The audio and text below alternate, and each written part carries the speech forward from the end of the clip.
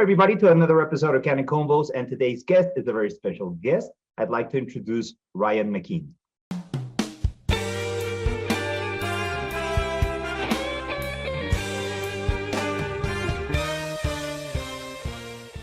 I recently had a chance to host a webinar with you, and it pretty much confirmed a lot of the suspicions that I have from you. You run an incredibly efficient operation. I want to know how you did it. I'm very interested in your mindset as an entrepreneur, as a law firm owner. So I hope it's okay if I start, because I get very excited when I do these podcasts because I get to meet people like you and I get to hear your story. So I know this might seem like a complicated question and you've probably heard it a lot, but can you tell us your story of how you became who you are today, like in a nutshell? Yeah. No, I'm the first person in my family to graduate from a four-year college, certainly the first person to go to law school. And I got out of law school and I worked at a small general practice firm, great place to learn how to practice law. But it was the kind of thing where somebody came in, needed an eviction, I did it. Somebody needed a divorce lawyer, I was that. Somebody was in a car accident, it was that. And so I practiced there as an associate for 6.5 years. And I decided that the firm wasn't going to be my future, that I needed to go out on my own to build a firm that leveraged things like technology and various efficiencies, because my firm was old school. Like, look, it's been incredibly successful. They've been in business for 60 years, but I wanted something that was going to do for the next 60 years, right? So I went out, I had a partnership like many people do. I found some friends and I was like, hey, let's start a law firm. That didn't work out for us. We just had different visions for things. I wanted to do more entry work. They wanted to do family law work. Actually, they introduced me to Brett from Get Stepped Up. We're friends now, grateful for that. And then I went out on my own. It was a solo. I'm not a solo human being. Didn't like that. In 2016, my partner Andrew and I founded Connecticut Trial Firm. Him and I had a part-time employee, Ruth, who's been with me, my first paralegal. She's been with me for 18 years now. She was working 9 hours a week, and subsequently we've grown the firm to about 35 people since 2016. Okay, so that's a nice story. That's an interesting story because you hear like, okay, you got a little bit of experience in there, so you were able to pretty much practice on like general practice. Then maybe you found your niche, which I know it's personal injury. But what interests me the most in here is that you're the first generation attorney in your family and the first person that went to college. So looking back from where you were to where you are right now, and maybe even what people in your family and your close circle think of you, how do you see like those big steps? Yeah, I think it's been honestly such a gift. Like I didn't have, expectations thrust upon me or things like that. I was able to go out on my own and do my own thing and be my own person. And I think that's a really important part of it for me. And I got to learn a lot of lessons on the way, succeed, fail, all those things. And ultimately, my parents are proud of me, which is a wonderful, wonderful feeling. And I think it's just, I guess it comes back to it being a real gift, because I didn't have preconceived notions of how things should be done or what I should be doing. I followed what I believed to be right. I trusted in myself and I did things that I loved. Mm-hmm. It's very enlightening, because a lot of people tend to say first you need to go through hard times in order to find what true success is. And I'm not saying that you didn't have any struggles during your career. I'm pretty sure that you did. But looking back and seeing it as a gift and the fact that you're able to accomplish things in your own way, that's something that I admire a lot, because that speaks to me about law firm owner and business owner. Now I'm wondering, is that mentality something you had from day one, or did you develop it like suddenly after 6 years in working at a law firm, you said, no, this is not my path? No, I mean, in the back of my head, I always had at some point that I wanted to go out on my own and run my own thing. I think that's part of who I am. I also think it's something that like I went to law school and I was a good lawyer. I still am a good lawyer. No question about that. But I felt like my skill set was in building things, like building organizations, running organizations, promoting them, connecting, speaking, teaching, leading, fundamentally. And so I had decided probably about 5 years ago that I really wanted to make a switch out of the lawyering and really into the role of a CEO. Okay, so I imagine it must be pretty scary because, or I don't know, that's the opinion that I've heard from so many lawyers. Like when you start growing your operation, it's a little bit scary because you got to make sure that you're going to be able to meet all the needs that your law firm and all the staff in your law firm has. So you need to create a bigger workload for everybody and get more billable hours in. But there's that gap of, I know I need to do this. I'm not sure if I'm going to be able to do it. So how did you manage to scale up and delegate enough to people so that you could eventually even find an even more scalable business model when it comes to staffing, which is get stepped up?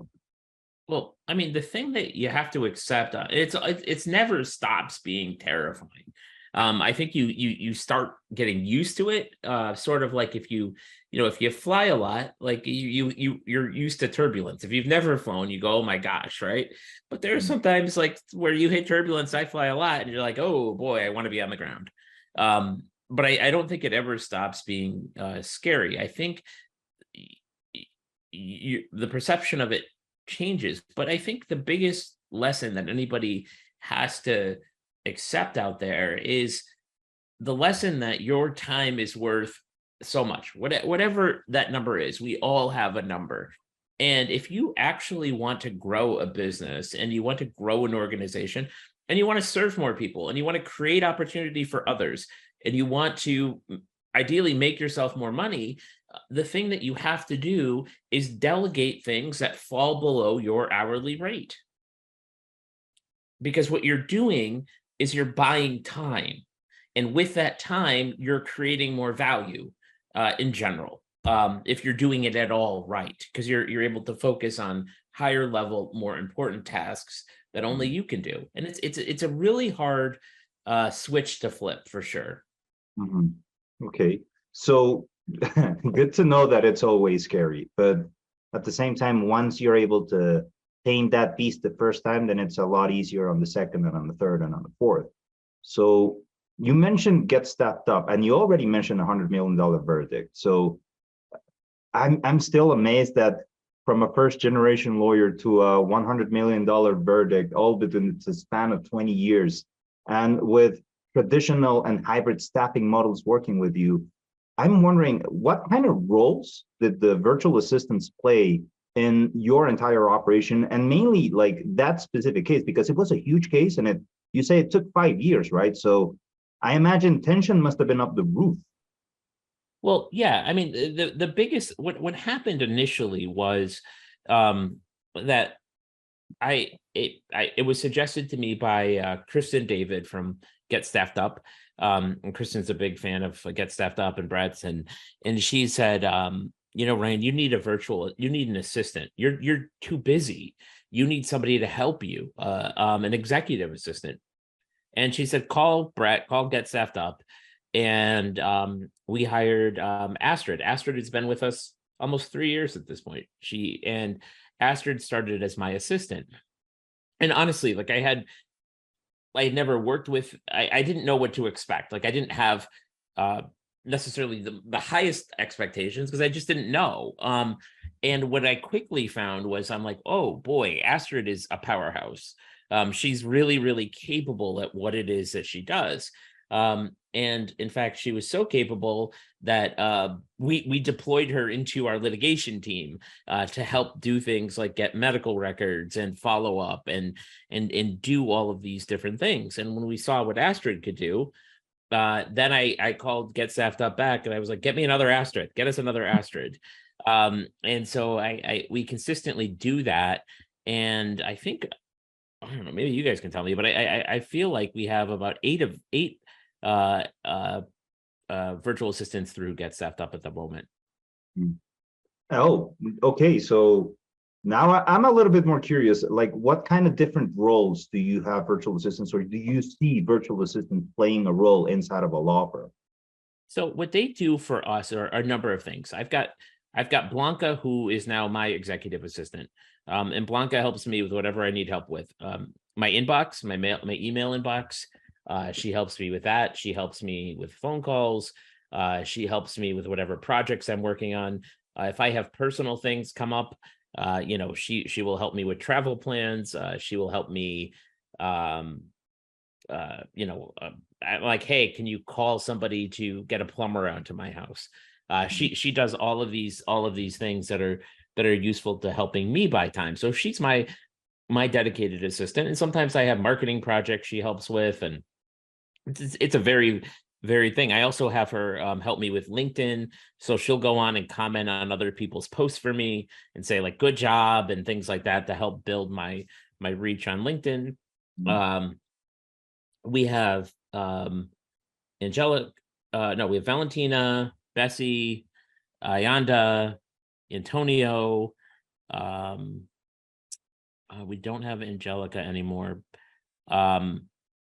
Giselle, we just had Giselle start today. But what all of them do is they do a few things. Some of them do reception work, which we have found to be way better than using outside vendors for. Some of them are legal assistants, so they do a lot of follow-ups for meds, requests for police reports. They're on the phone a whole lot. We have Antonio, who was so good as our receptionist that we moved him over to help with intake. So he helps do onboarding for clients. Thank you, Ryan. Thank you for your kind words of advice.